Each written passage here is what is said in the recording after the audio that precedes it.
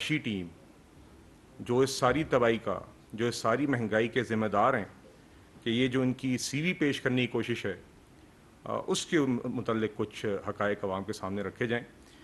تو سب سے پہلے تو میں آغاز کرنا چاہوں گا کہ عمران خان صاحب جب مسلط ہوئے 2018 میں، تو اس ٹائم پہ کن حالات میں ان کو پاکستان ملا تھا۔ اس ٹائم پہ جیسے کہ آپ کو یاد ہوگا کہ مسلم لیگ نون کی حکومت کا اختتام ہوا تھا۔ اس ٹائم پہ آپ کو یاد ہوگا کہ 6.1% گروتھ تھی، مہنگائی کی شرح 4% سے کم تھی، کھانے کی اشیاء کی مہنگائی کی شرح 3% سے بھی کم تھی۔ ان 5 سالوں کے اندر آپ کو سی پیک کے منصوبے ملے، 12,000 میگا واٹ کی بجلی ملی، پاکستان نے IMF کا ایک پروگرام مکمل کیا، پاکستان کو ترقی کی ایک سسٹینیبل پاتھ کے اوپر چڑھا دیا اس حکومت نے محنت کر کے۔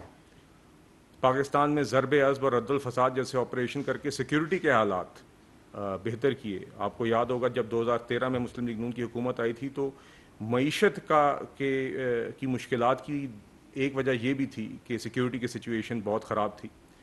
تو میاں محمد نواز شریف صاحب نے آ کے بطور پرائم منسٹر وہ حالات بھی سنبھالے، ملک کو اندھیروں سے نکالا، جہاں پہ 12 گھنٹے لوڈ شیڈنگ تھی وہاں پہ لوڈ شیڈنگ کا خاتمہ کیا، ٹیکس کلیکشن ڈبل کی، اور 60 لاکھ سے زائد لوگوں کو روزگار فراہم کی ان 5 سالوں میں۔ تو یہ وہ حالات تھے جس میں عمران خان صاحب کو کرسی پہ بٹھایا گیا، مسلط کیا گیا۔ اور اس کے بعد خان صاحب نے کیا کیا؟ خان صاحب نے 4 سال ان نے مستقل مہنگائی کی۔ 4 سال میں 4 وزراء خزانہ لگا کے ان نے 4 سال مستقل تباہی کی۔ اور وہ کس طرح کی؟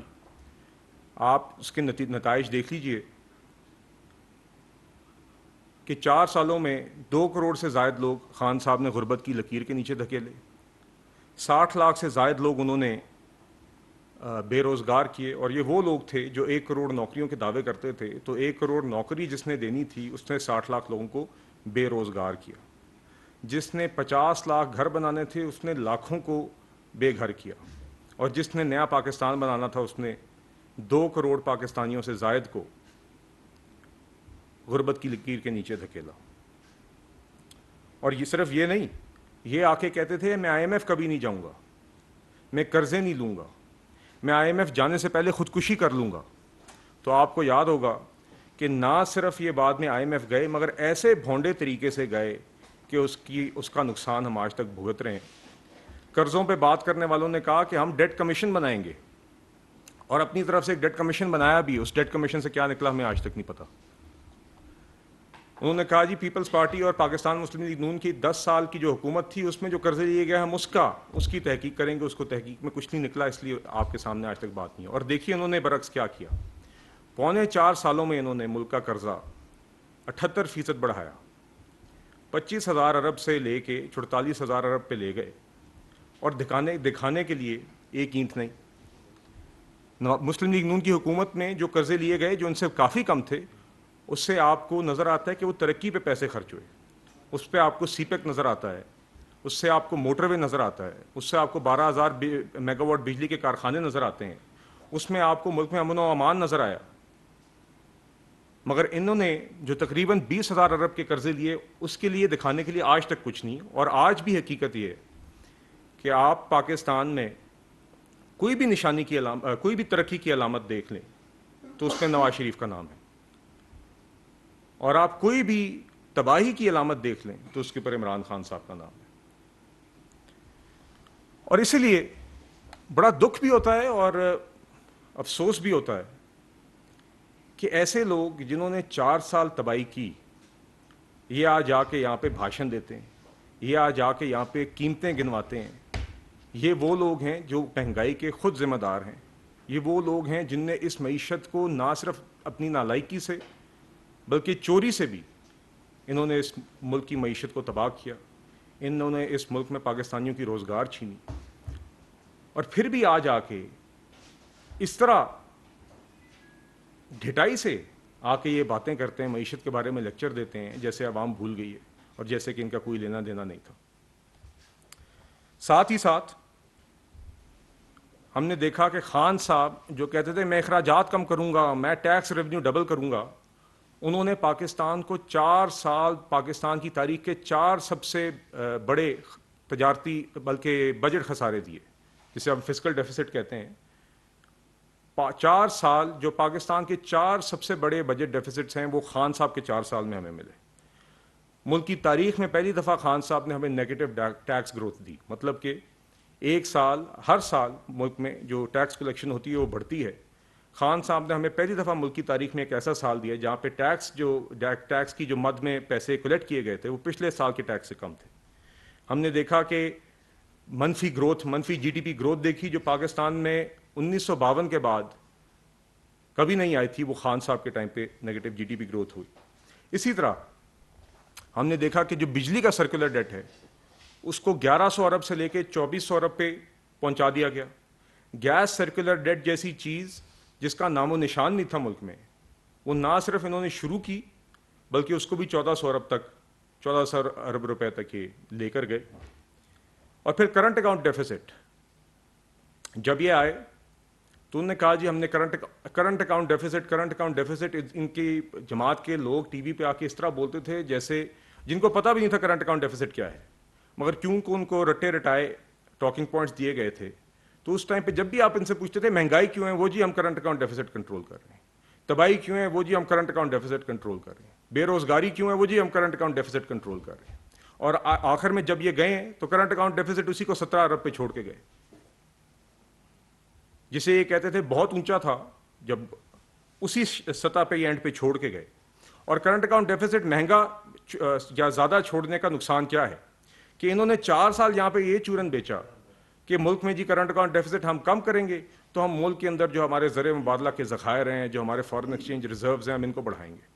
مگر ہم نے دیکھا جب یہ حکومت چھوڑ کے گئے تو کرنٹ اکاؤنٹ ڈیفیسٹ بھی اونچا تھا اور فارن ایکسچینج کے ریزروز جو ڈالرز کی ہمارے پاس مقدار تھی وہ بھی اس سطح پہ تھی کہ ہمیں یہ دیوالیے کے نہج پہ خود چھوڑ کے گئے. اب ذرا اس کی وجوہات پہ آ جائیے، اور میں ضرور یہ اس کے بارے میں بھی تھوڑی سی بات کرنا چاہوں گا کیونکہ بات بہت اہم ہے یہ سمجھنے کے لیے کہ آج جو ہم مہنگائی یا مشکلات دیکھ رہے ہیں یہ خان صاحب کی ہی کی ہوئی ہے، نالائکی اور چوری، اور اس کے علاوہ بدنیتی بھی اس میں شامل ہے، اور یہ بھی میں آپ کو بتاؤں گا. اور یہ بھی کہ اگر موجودہ حکومت نے جو اقدامات پچھلے 1 سال میں لیے ہیں اگر وہ نہ لیے ہوتے تو حالات کتنے خراب ہوتے اور کتنے خراب خان صاحب چاہتے تھے. تو اس کی پہلی وجہ تو جو خان صاحب کی 4 سال کی تباہی تھی اس کی سب سے پہلی وجہ تو ان کے 4 وزرائے خزانہ تھے. جب اسد عمر صاحب آئے تو ہمیں بتایا گیا کہ اسد عمر صاحب معیشت کے پوسٹر بوائے ہیں، ان کے پاس سارے جوابات ہیں. عمر صاحب وزیر خزانہ بنے تو انہوں نے سب سے پہلے چند ماہ تو صرف پریزنٹیشنوں میں لگا دیے. انہوں نے بھی آ کے رٹ لگا لی میں IMF نہیں جاؤں گا. جب ملک کا بالکل ستیہ ناش ہو گیا، جب کاروبار بالکل بیٹھ گئے، جب ہمارے سارے میکرو اکنامک انڈیکیٹرز کمزور ہو گئے تو اسد عمر صاحب نے جا کے IMF کے ساتھ فائنلی معاہدہ کر لیا. جو معاہدہ کیا اس کا سارا زور، اس کا سارا بوجھ، اس کا سارا نقصان پاکستانی عوام پہ تھا. اور اس کا ایک ثبوت یہ ہے کہ اس ٹائم کے جو فائنانس سیکرٹری تھے انہوں نے جب یہ کھڑے ہو کے یہ بات کی تو ان کو گھر بھیج دیا گیا.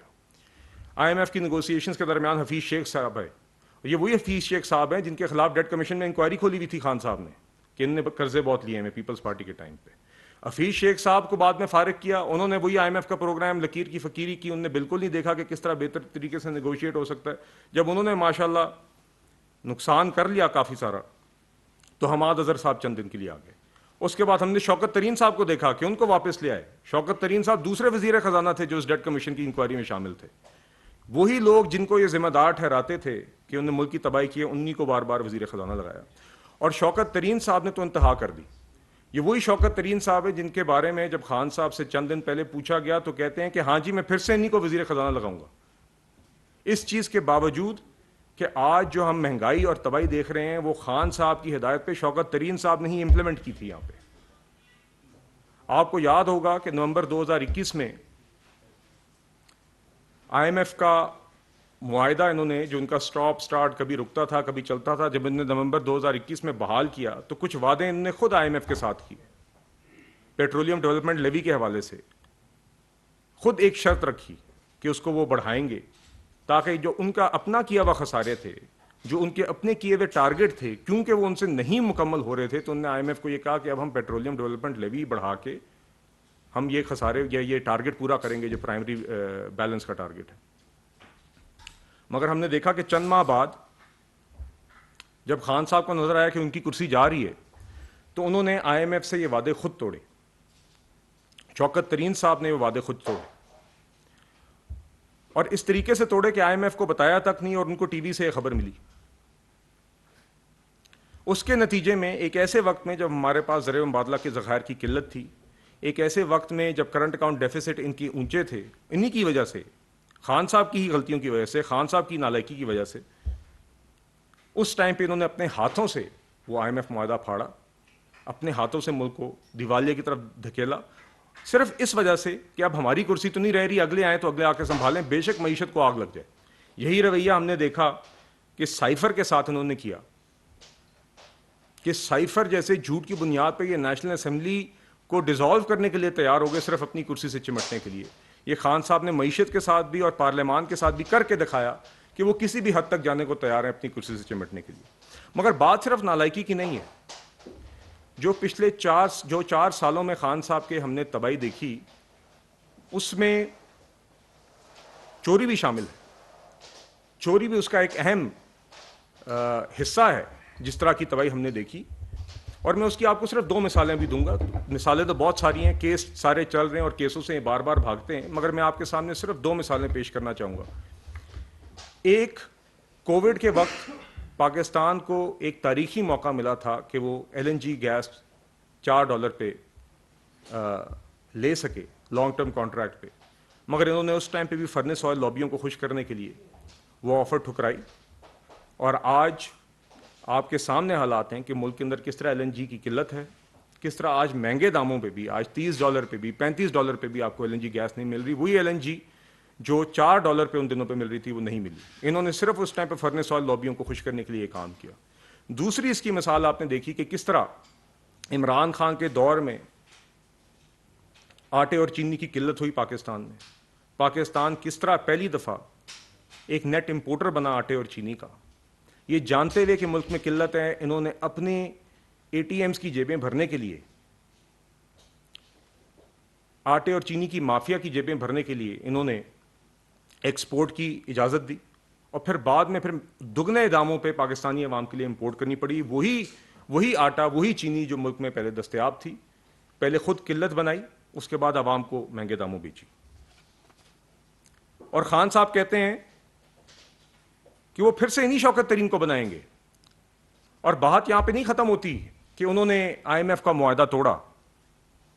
جب موجودہ حکومت آئی، اور میں اس پہ مختصراً ضرور بات کرنا چاہوں گا کہ موجودہ حکومت نے آ کے کس طرح ان کی لگائی ہوئی آگ کو بجھایا ہے، کس طرح آج تک ان کی لگائی ہوئی آگ کو، ان کے کیے ہوئے نقصان کو سنبھالنے کی کوشش کر رہی ہے، کس طرح ملک کو دیوالیے سے بچایا ہے، اور کس طرح آگے بھی انشاءاللہ حالات بہتر کرتی رہے گی. مگر بات یہاں پہ نہیں ختم ہوتی کہ انہوں نے چوری کی، انہوں نے نالائکی کی، انہوں نے جان بوجھ کے ملک کو دیوالیے کی طرف دھکیلا. جب موجودہ حکومت آئی تو موجودہ حکومت نے آتے ہی آئی ایم ایف سے فوراً انگیج کیا. اس چیز کے باوجود جو آئی ایم ایف کے ساتھ پاکستان کا معاہدہ تھا وہ ایک سب آپٹیمل معاہدہ تھا. مطلب کہ وہ ایک ایسا معاہدہ تھا جو بیڈلی نیگوشیٹڈ تھا، وہ ایک ایسا معاہدہ تھا جس میں سارے کا سارا بوجھ پاکستانی عوام پہ تھا، وہ ایک ایسا معاہدہ تھا جس کے اندر انہوں نے خراب شرائط رکھی تھیں، اور اس پروگرام کو بھی یہ لے کے نہیں چل سکے تھے، اور اس میں پھر آخر میں پھر سے چلانے کے لیے انہوں نے پیٹرولیم ڈیولپمنٹ لیوی کی شرط ڈالی تھی. جب یہ معاہدہ انہوں نے توڑ دیا تو جب موجودہ حکومت اقتدار میں آئی پچھلے سال اپریل میں، تو آتے ہی ہم یہ جانتے تھے کہ جو حالات یہ پیدا کر کے چلے گئے ہیں آئی ایم ایف کے ساتھ انگیج کرنے کے علاوہ اس ٹائم پہ کوئی چارہ نہیں تھا. اسی لیے وزیر اعظم شہباز شریف صاحب کی ہدایت پہ اس ٹائم پہ وزیر خزانہ مفتاح اسماعیل صاحب نے فوراً آئی ایم ایف کے ساتھ ڈائلاگ شروع کیا. آئی ایم ایف کو واپس میز پہ لا کے ایک ٹرسٹ ڈیفیسٹ جو یہ بنا کے چلے گئے تھے آئی ایم ایف کے ساتھ، اس کو برج کرنے کی کوشش کرتے ہوئے فائنلی موجودہ حکومت نے آئی ایم ایف کے ساتھ پروگرام ریوائیو کیا. مگر جب یہ پروگرام ریوائیو ہونے لگا تھا جب یہ بالکل جب پی ٹی آئی کو بھی پتہ چل گیا, خان صاحب کو پتہ چل گیا کہ یہ پروگرام یہ تو واقعی میں کر کے چلے گئے, یہ تو موجودہ حکومت واقعی یہاں پہ ہمیں ان حالات